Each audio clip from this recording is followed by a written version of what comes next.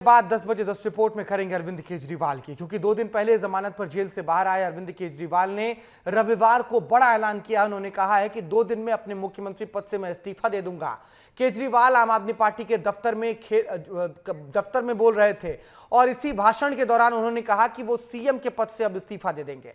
उन्होंने कहा बीजेपी ने मुझ पर बेईमानी भ्रष्टाचार के आरोप लगाए हैं, अब जनता की अदालत में मेरी ईमानदारी का फैसला होगा। 2-3 दिन में विधायकों की बैठक में नया मुख्यमंत्री चुन लिया जाएगा। चुनाव तक मैं मुख्यमंत्री की कुर्सी पर नहीं बैठूंगा। मंच पे न पद का लालच है न दौलत का लालच है। सत्ता से पैसा और पैसे से सत्ता, इस खेल के खेलने के लिए मैं नहीं आया था। केंद्र सरकार ने 1 कानून, 2 कानून, 3 कानून, कानून पे कानून डाल के मेरी पावर छीन ली।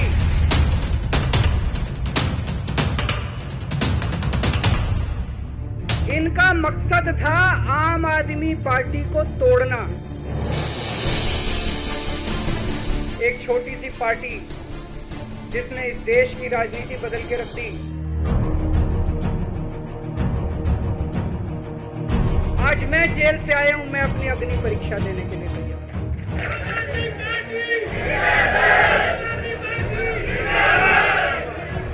केवल देश के लिए कुछ करने का जुनून है, देश के लिए कुछ करने के लिए आए हैं।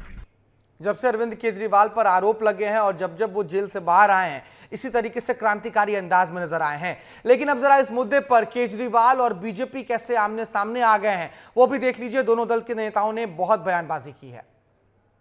भारतीय जनता पार्टी ने 2 साल से आम आदमी पार्टी को परेशान करने की कोई कसर नहीं छोड़ी। हजारों रेड कर लिए, सैकड़ों अफसरों को इन्वेस्टिगेशन पे लगा दिया, लेकिन 1 रुपए के भी भ्रष्टाचार का सबूत वो सामने नहीं रख पाए। सुप्रीम कोर्ट ने बल्कि केंद्र सरकार पर, उनकी एजेंसीज ईडी और सीबीआई पर तमाचा भी मार दिया। कहा कि ये भारतीय जनता पार्टी के राजनीतिक हथियार हैं, जैसे एक पिंजरे में कैद तोता होता है जो अपनी मालिक की आवाज बोलता है। फिर मैं पूछना चाहता हूं कि आप बाहर आए हैं तो जेल में रह के तो आपने इस्तीफे की बात की नहीं, बाहर आके इस्तीफा देने की बात क्यों हो रही है? और ये 48 घंटे बाद की बात क्या है? देश और दिल्ली की जनता जानना चाहती है 48 घंटे का राज क्या है, ये 48 घंटे में क्या क्या सेटल करना है। क्योंकि आप देश के पहले मुख्यमंत्री बने हैं जो सर्वोच्च न्यायालय के द्वारा प्रतिबंधित है कि आप कार्यालय नहीं जा सकते, कोई फाइल नहीं साइन कर सकते, जिस मुद्दे में आप आरोपी उस पर बयान नहीं दे सकते।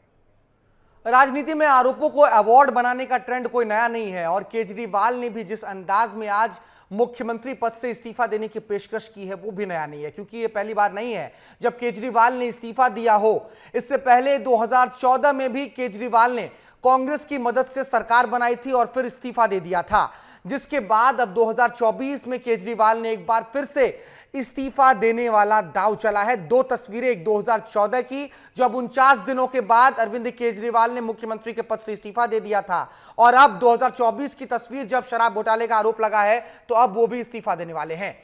2014 में केजरीवाल ने इस्तीफा देते समय क्या कुछ कहा था वो याद कर लीजिए, याद नहीं आ रहा हो तो हम सुना देते हैं आपको। आज हमारी सरकार इस्तीफा देती है।